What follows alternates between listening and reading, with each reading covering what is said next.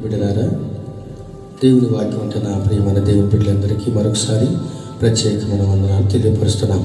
లూకాసు సువార్త 18వ అధ్యాయంలో యేసు ప్రభువు తన శిష్యులతో చక్కని విషయం చెప్పారు. ఏం చెప్పారంటే, విసుకకుండా నిత్యము ప్రార్థన చేయమన్నారు. దేవుని బిడ్డలారా, మనకున్నటువంటి కష్టాలు బట్టి, నష్టాలు బట్టి, మరి కుటుంబ సభ్యులు బట్టి, అనారోగ్యాలు బట్టి, ఆటంకాలు బట్టి చాలాసార్లు ప్రార్థన చేయటంలో విసుకుపోతూ ఉంటాం.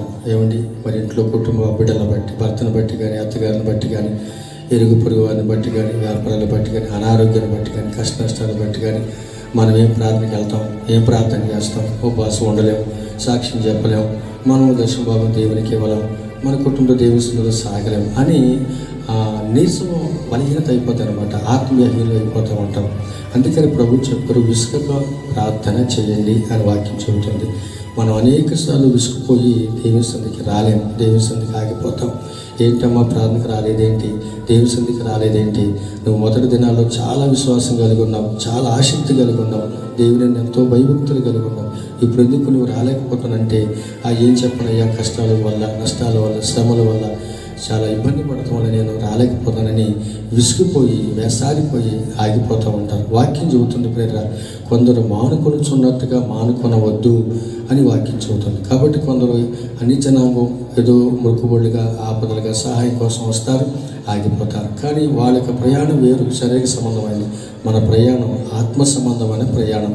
ఎన్ని వచ్చినా, కష్టం వచ్చినా, నష్టం వచ్చినా విసుకక, మరి బాధపడక, ధైర్యంతో ప్రభు సన్నిధిలో మనం ప్రార్థన చేస్తూ ఉంటే ఆ ప్రార్థనను ప్రభు వింటాడు, ఆ ప్రార్థనని ప్రభు ఆలకిస్తాడు. కాబట్టి దేవునికి బిడ్డలారా, శ్రమలు యందు, శోధనలు యందు, ఎవరి ఇబ్బందులు యందు మనం లోకం వైపు, మనిషి వైపు చూడక విశ్వాసమును కర్తయు దానిని కొనసాగించవనైనా యేసు వైపు చూస్తూ మన ముందు ఉంచబడినటువంటి పన్నెముల ఓపికతో అంతవరకు నమ్మకంగా మనం పరిగెత్తామనుకో, మరి ప్రకటన 2:10 ఏముంది, మరణం వరకు నమ్మకం ఉండవు, నేను నీకు జీవికరీత్యం ఇస్తానని చెప్పాడు ప్రభు. తప్పకుండా మనకు విసుకకుండా ప్రార్థించేందుకు, కుటుంబాలను ప్రభు సన్నిధిలో మనం కట్టుకున్నందుకు, ప్రభు సన్నిధిలో నమ్మకంగా సాగినందుకు, మరి కష్టాలు నష్టాలు ఆగక ప్రభుత్వ ప్రయాణం చేసినందుకు, ఆత్మయాత్రలో మనం ముందుకు నడిచినందుకు, మనం అంతవరకు నమ్మకం ఉన్నప్పుడు దేవుని బిడ్డలారా, పరలోక రాజ్యమును దేవుడు మనకి కిరీటాలు, బహుమానాలను ప్రభు దాచిపెట్టారు. మరి వాటి కొరకగా మనం ఈ ప్రయాణం లోకాన్ని విడిచి, పాపాన్ని విడిచి, శాపాన్ని విడిచి, దేవుని లోక స్నేహితులు విడిచి, రక్షణను విడిచి, బంధువులను, బంధకాలను విడిచి ప్రభువును ఎందుకు మనం సాగుతున్నాం? ప్రభు ఇచ్చేటువంటి గొప్ప బహుమానాలు, ప్రభు ఇచ్చేటువంటి గొప్ప మరి కిరీటాలు, ఆ జీవవృక్ష ఫలములు తినడానికి, జీవానికి నదులు మనం త్రాగడానికి, పరిశుద్ధులతో సహవాసం మనం చేయటానికే మనం ఈ ప్రయాసం. కాబట్టి దేవుని పిల్లలరా, ఎదుగు ప్రభు త్వరగా రాబోతున్నాడు.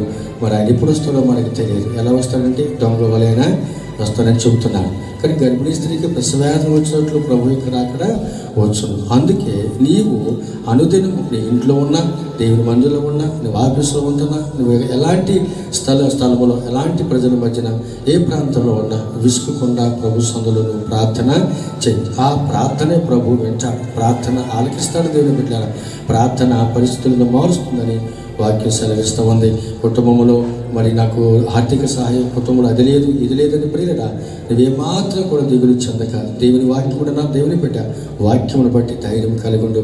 ప్రభు నువ్వు ఎక్కడుంటావో నీతో కూడా ప్రభు ఉంటాడు. ఎక్కడ 2-3 నా నామం పేరట ఉంటారో అక్కడ నేను ఉంటానని చెప్పినటువంటి దేవుడు. ఆ దేవునికి నమ్మకంగా లోకంలో జీవితం, విసుకకుండా మారకుండా ప్రభుతో అన్యోన్య సహవాసం కలిగి ప్రభుత్వం ముందుకు మనం సాగుదాం. దేవుడు తన వాక్యాన్ని మన వినికుడులో దీవించి ఆశీర్వదించునుగాక.